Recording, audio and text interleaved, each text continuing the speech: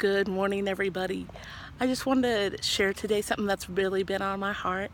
And I woke up just knowing that I need to talk about divorce today, which is always an interesting subject to discuss when, as a child, you've went through it. I've never personally went through a divorce myself, but walking through divorce with my friends, with my family, it's been something that can be life-changing, heart-wrenching, and I felt like we really needed to talk about it today. And so, with that, I just want to share some of my personal experiences and how I've chosen to walk through it. As an adult child of divorce, I realized there were some things that I needed to handle. That one of those one big fears was like the fear of what if I get divorced, or what if I marry someone divorced? How can I do that? How can I handle that? And it was something very vulnerable that I've spent probably the past year and a half focusing on and just getting rid of any lies connected to that fear, because fear is worthless, and it can have a power over your life that you give it.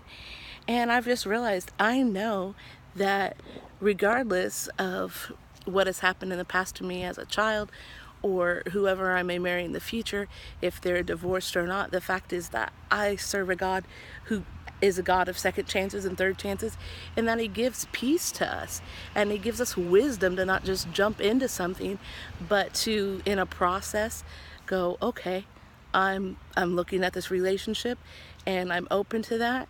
And with that comes a lot of things like possibility of stepping into children, a relationship with children already there, a possibility of, hey, man, we need to communicate so something like this doesn't happen in this new marriage.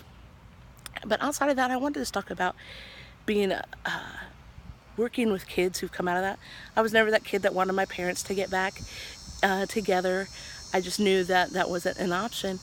But sometimes a lot of people really cut down their spouse, their ex, and say how horrible they are in front of the kids. And let me tell you, that is not good.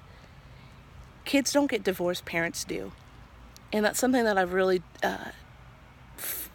how do I put this, really fought for in my friends' relationships and relationships of my own with all my stepbrothers and stepsisters. It was just really choosing to love and choosing to forgive, because we weren't the ones who got the divorce as kids. And I think about just the pain that divorce comes from, and then there's fear of, will I find love again, or can I trust that person? Can I trust someone again? And the truth is, man, you have to get healed first. Heal your heart, and then that next person that comes in, communicate your weaknesses, communicate your strengths, and really be open to whatever God has set for that. For me, I feel like there are great opportunities to go through divorce care programs, great things to help your kids. I know as a child, when I was younger, that I used to have nightmares about divorce and things like that. And so I went to a child psychologist, and I drank chocolate milk and drew pictures of squirrels, and we just talked about my feelings. And it was I would say it was really key that a child knows that they have a say in this too, and they can speak life to that, life to getting the healing that they need. Some people will say, I want to go thing, well, I'm never going to marry someone who's divorced. Well, you know what? You might miss out, because the fact is that that person that you've been waiting for, your husband or wife, may have been divorced, and you don't know the situation, and you get to lean into God and see what He has to say about that person in your life.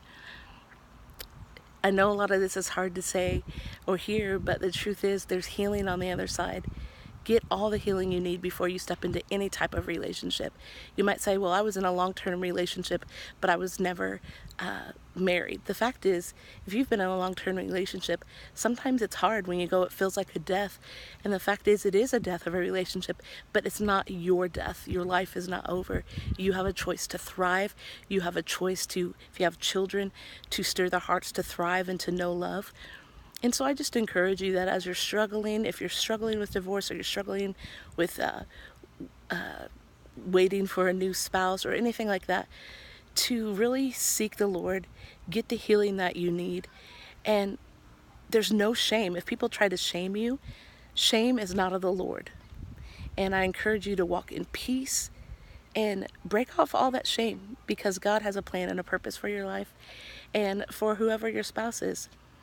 And I encourage you to seek the Lord, pray, and step into a new relationship in the right timing and get whatever help you need to move forward.